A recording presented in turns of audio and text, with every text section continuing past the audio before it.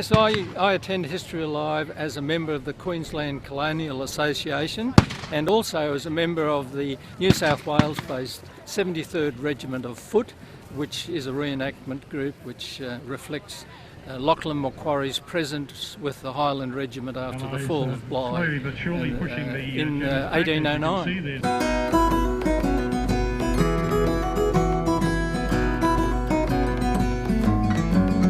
In the 1700s and into the 1800s itself, it was called the Age of Agony because surgery or medicine in general was very poorly understood.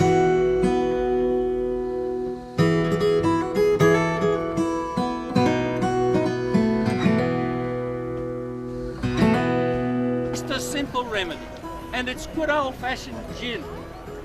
And it gives great comfort to the patient.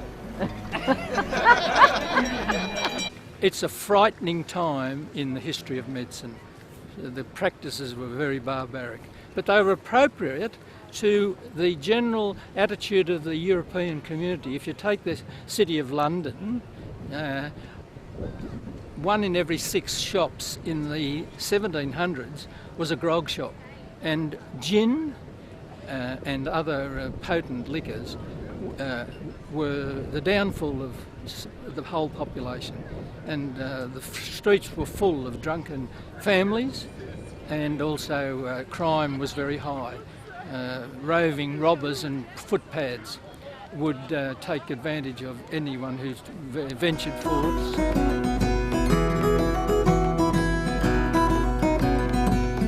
It was traumatic.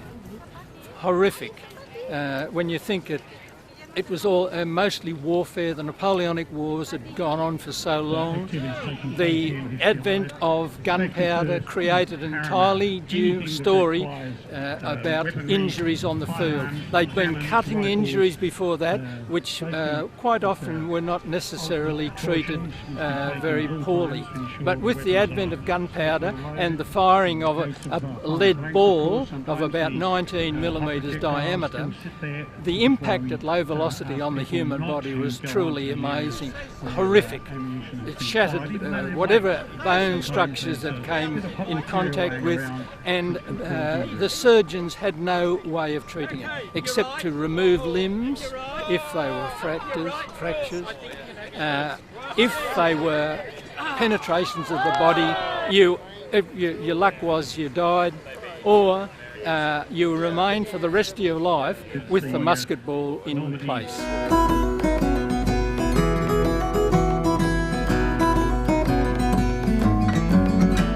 Surgeons' choices were not very numerous. They did what they could and crossed their fingers.